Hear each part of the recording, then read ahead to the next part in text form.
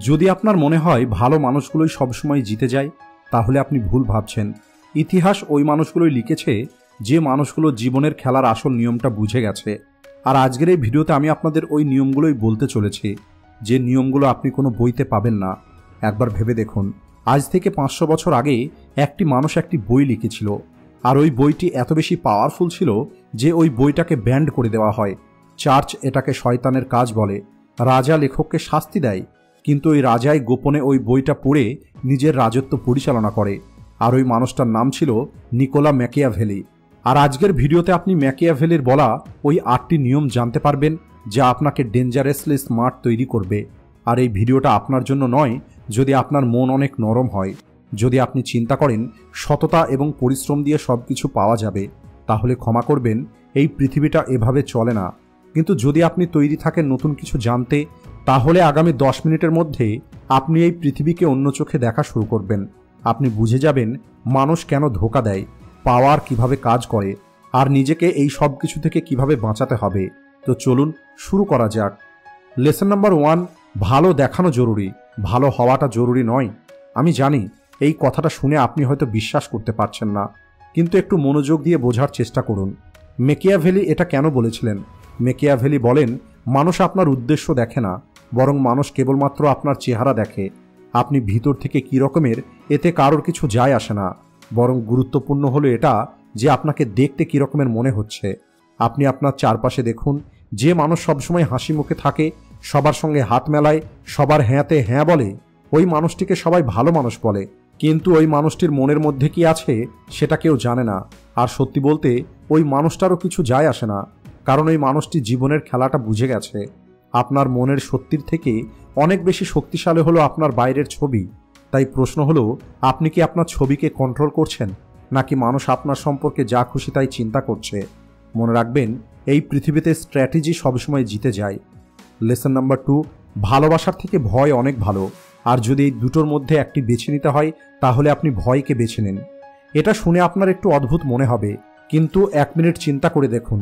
Machiavelli এটা বলতে চাননি যে অন্য মানুষদেরকে আপনি টর্চার করবেন, বরং উনি বলতে চেয়েছেন রেসপেক্ট কেবলমাত্র ভালোবাসা দিয়ে আসে না, বরং পাওয়ার থেকে আসে।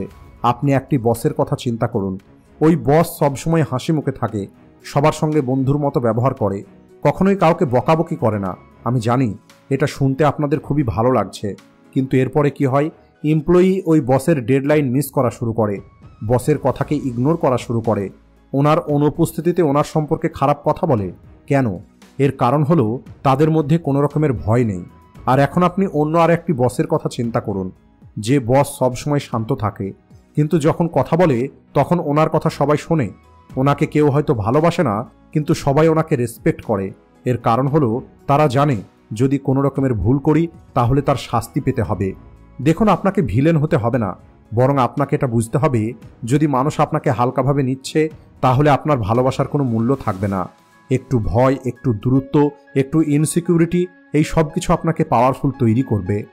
লেসন নাম্বার 3, সবার উপরে বিশ্বাস করবেন না, বিশেষ করে বন্ধুর উপরে। আমি জানি এই কথাটা শুনতে আপনাদের খুবই খারাপ লাগছে, কিন্তু এই কথাটা সত্যি।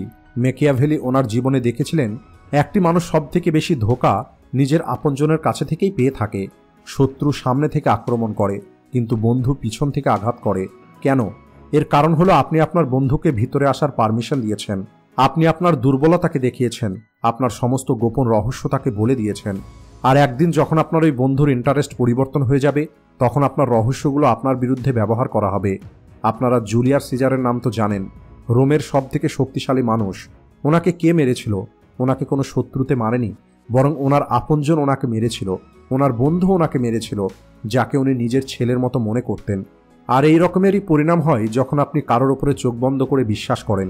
কিন্তু এর অর্থ এটা নয় যে আপনি কারোর সঙ্গে কোনো বন্ধুত্ব করবেন না। আপনাকে কেবল এটা মনে রাখতে হবে, ট্রাস্ট বাট ভেরিফাই। আপনি ভালোবাসুন, কিন্তু চোখ বন্ধ করবেন না। আর সবসময় একটি এসকেপ প্ল্যান তৈরি করে রাখবেন, কারণ মানুষ পরিবর্তন হয়, পরিস্থিতি পরিবর্তন হয়, তাই আপনাকে একা বাঁচা শিখতে হবে।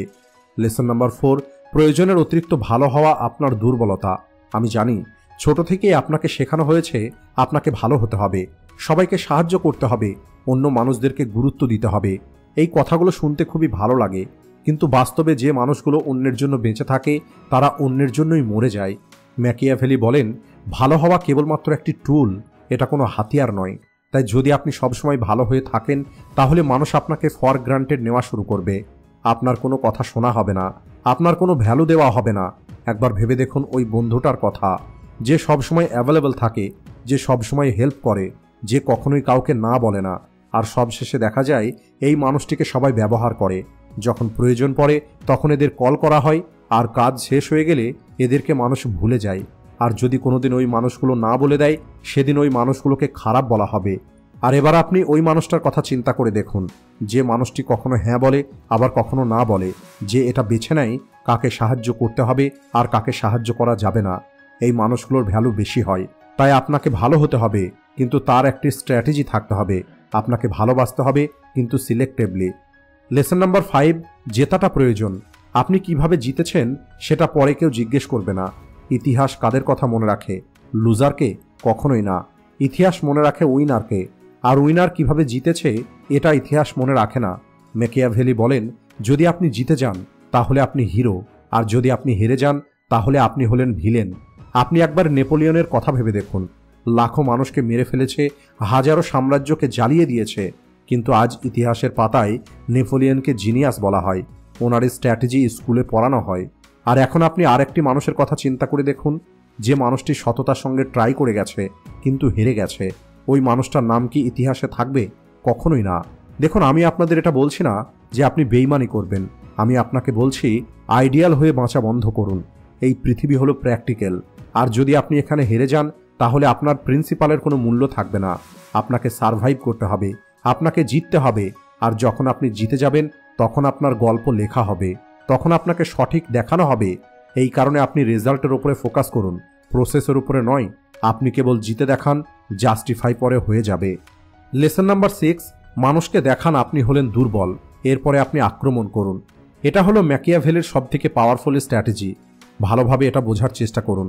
যখন আপনি নিজেকে শক্তিশালী দেখাবেন তখন মানুষ সাবধান হয়ে যাবে, কিন্তু যখন আপনি নিজেকে দুর্বল দেখাবেন তখন সামনের মানুষগুলো আপনাকে সিরিয়াসলি নেবে না। আর এটাই হবে তাদের সবথেকে বড় ভুল। যারা দাবা খেলে এদের মধ্যে ভালো প্লেয়ারগুলো কি করে? তারা নিজের কিংকে দুর্বল দেখায়, আর অপোনেন্ট প্লেয়ার ভাবে আমি এবার জিতে যাব। আর যখন তারা এগিয়ে যায় তখন তাদেরকে হারিয়ে দেওয়া হয়। আর রিয়েল লাইফেও এটাই হয়ে থাকে।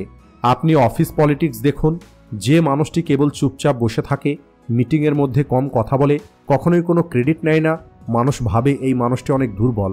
কিন্তু এই মানুষটি সবকিছু অবজার্ভ করে, কানেকশন তৈরি করে, ইনফরমেশন একত্রিত করে, আর একদিন যখন সঠিক সুযোগ আসে তখন একটি মুভে সবাইকে হারিয়ে দেয়।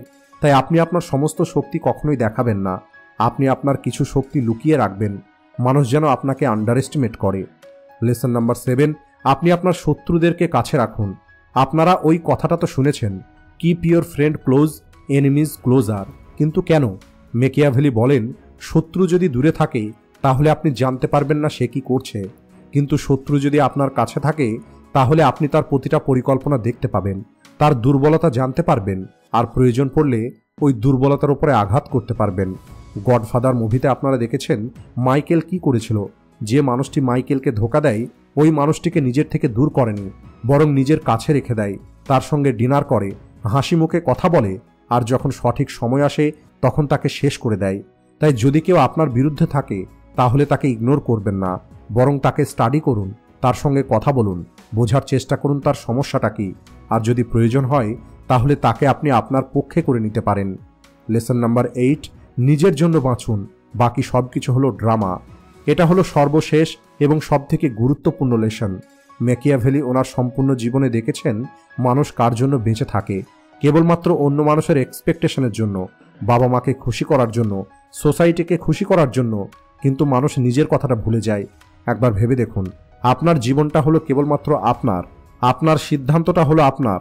মানুষ কি বলবে এই সব কিছুতে কিছু যায় আসে না, কারণ যখন আপনি মারা যাবেন তখন ওই মানুষগুলো আপনার সঙ্গে মরবে না, আপনাকে একাই চলে যেতে হবে।